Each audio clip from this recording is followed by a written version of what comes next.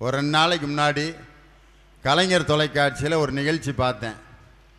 அதில் ஒரு அற்புதமான கலைஞர் திருச்சி லோகநாதனுடைய மகன் டிஎல் மகாராஜன் அவர்கள் பாடின ஒரு பாட்டு தான் இந்த கலைஞர்கள் நடத்துகிற நிகழ்ச்சிக்கு இறைவணக்கத்துக்கு பொருத்தமான பாட்டு. கல்யாண சமையல் சாதம் காய்கறிகளும் பிரமாதம், அந்த கௌரவ பிரசாதம் இதுவே எனக்கு போதும். கல்யாண சமையல் சாதம் காய்கறிகளும் பிரமாதம், அந்த கௌரவ பிரசாதம் இதுவே எனக்கு போதும். ஆஹா ஆஹா ஆஹா ஆஹா ஆஹா ஆஹா ஆஹா. ஜோரான பேணி லட்டு சுவையான ஜீனி புட்டு, ஜோரான பேணி லட்டு சுவையான ஜீனி புட்டு, ஏராளமான தட்டு இனி இஷ்டம் போலே வெட்டு. கல்யாண சமையல் சாதம் காய்கறிகளும் பிரமாதம், அந்த கௌரவ பிரசாதம் இதுவே எனக்கு போதும். ஆஹா ஆஹா ஆஹா ஆஹா ஆஹா ஆஹா. புளியோதரையின் சோறு மிக பொருத்தமாய் சாம்பாரு, புளியோதரையின் சோறு மிக பொருத்தமாய் சாம்பாரு, பூரி கிழங்கு பாரு இதுவே எனக்கு சோறு. கல்யாண சமையல் சாதம் காய்கறிகளும் பிரமாதம், அந்த கௌரவ பிரசாதம் இதுவே எனக்கு போதும்.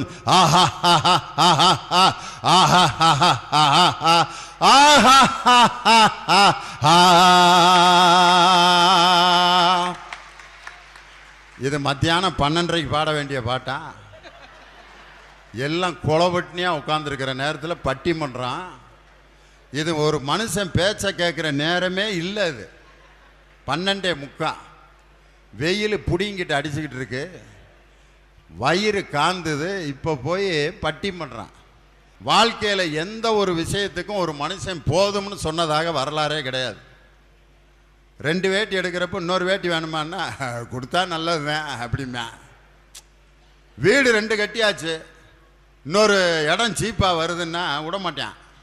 சுடுகாட்டுக்கு பக்கத்தில்டா, பரவாயில்ல சீப்பாக வருதில்ல கட்டிக்கிடுவோம்டா அப்படின்ட்டு பிளாட்டை வாங்கி போட்டுருவேன். தென்னந்தோப்பு 1 வாங்கியாச்சு, இன்னொரு தோப்பு இருக்கிட்டேன், அதை அப்படியே மாமரமாக நட்டு விட்டுருவான் அப்படிமா. கல்யாணம் முடிக்கிறேன், முடிச்சாச்சு. அவன் மனைவியோட தங்கச்சி ரொம்ப நாளாக கல்யாணம் ஆகாமல் இருக்கு.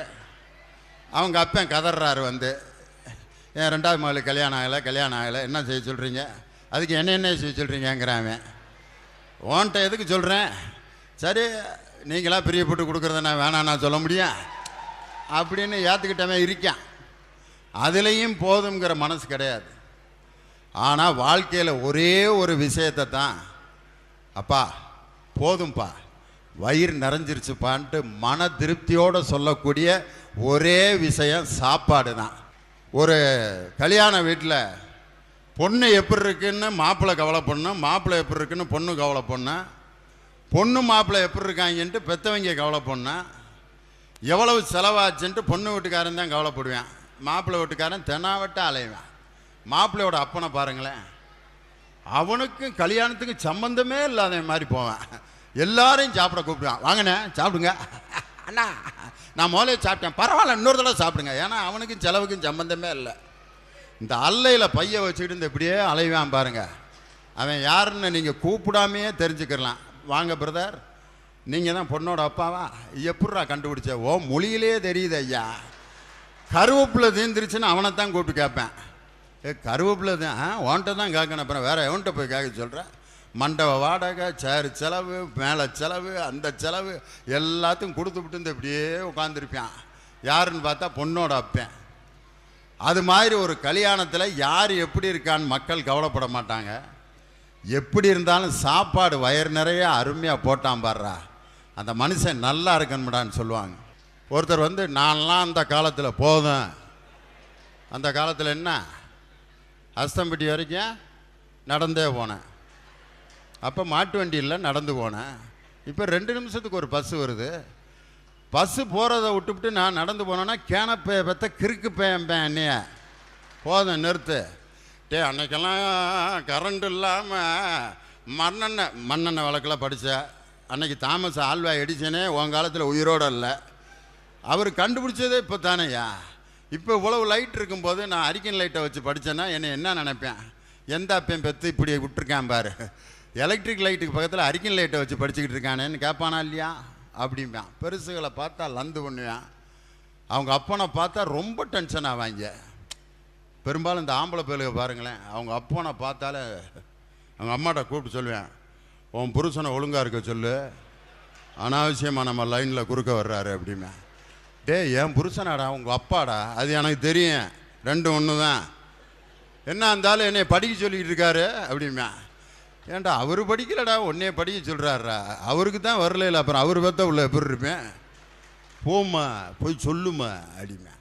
நைட்டு 10 மணிக்கு வருவேன் வீட்டுக்கு. அவங்க அப்பா கேட்குறாரு பழைய ஞாபகத்தில், யார் 5ஆம் வகுப்பு படித்த ஞாபகத்தில், டே மணி 10 இப்போ தான் வர்றதா வீட்டுக்கு?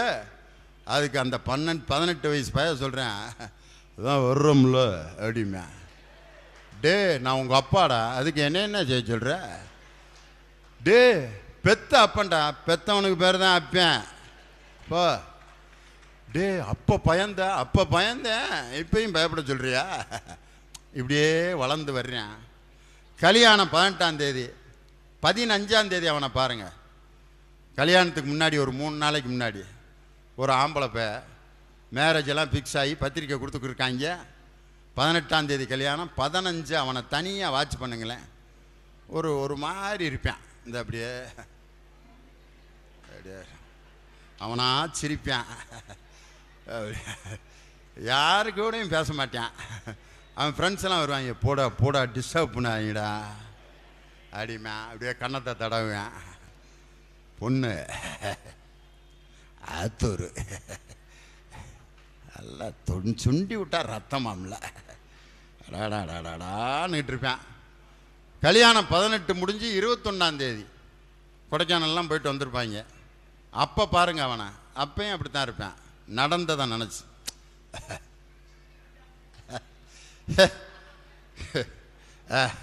அப்படிமே அவனா சிரிப்பேன். எழுத்தாப்புல அவங்க அப்பா வருவார், மாமா எப்போ வந்தீங்க அப்படிமே. டே நான் அப்பாடா, அப்படியா அப்படி மாற்றிட்டாங்களா அப்போ உன்னைய? ஒரு கிறுக்கு தட்டி அலைவேன் அப்படியே. இது ஒரு வருஷம் வரைக்கும் பொண்டாட்டியை விட்டு பிரியவே மாட்டாங்க, பார்த்துருக்கீங்களா? கையை கோர்த்துக்கிட்டே அலைவேன். போகலாமா டார்லிங், ஹோட்டலுக்கு போகலாமா? போகலாங்க தான், ஆமாங்க தான், இல்லைங்க தான். அது கை நிறைய கண்ணாடி வளையலை அதுக வேறு போட்டுக்கிட்டு கிளிங்கிளிங்கிளிக்கலாம் குளம் ஆமாங்க, இது கோயிலுக்கு போகலாங்க வாங்க. ஒரு பச்சை மிளகா 10 ரூபாய்க்கு வாங்குறது கூட பொண்டாட்டியை கூட்டிப்பேன். ஏம்மா பச்சை மிளகா வாங்கிட்டு வந்துடலாமா? போகலாங்க தான். பச்சை மிளகா வாங்கிறதுக்கு மனைவி கூடயே திரிவாங்க, போவான் வருவான். கோயிலுக்கு கூட்டு போவான், பக்கத்திலே உட்காந்து நிப்பாட்டி வச்சுருப்பேன். அதுகளுக்கு குங்குமம் வாங்கினோன்னா அந்த குங்குமத்தை இவனை வச்சுட்டு அம்மா காலில் விழுந்து அதுவும் ரொம்ப சந்தோஷமாக இருக்கும். எவ்வளவு நாளைக்கு இந்த வண்டியை ஓட்டிக்கிட்டு இருப்பாங்கன்ற. ஒரே வருஷம் ஒரு புள்ள பிறந்தோன்னே அந்த புள்ள கேட்குது, ஏங்க ஏய் என்னடி சவுண்டு ஓவரு, கோயிலுக்கு போகணுமுங்க, பா வழி தெரியாது போடி அப்படிங்கிறேன். ஒரே வருஷம். 10 வருஷம் கழிச்சுன்னா ஆம்பளையில் நீங்கள் பார்த்தீங்கன்னா கல்யாணம் ஆகி 10 வருஷம் ஆச்சுன்னு விசாரிக்காமையே கண்டுபிடிச்சிடலாம். தனியாக பேசிக்கிட்டே வருவேன் ரோட்டில், ஆமாடா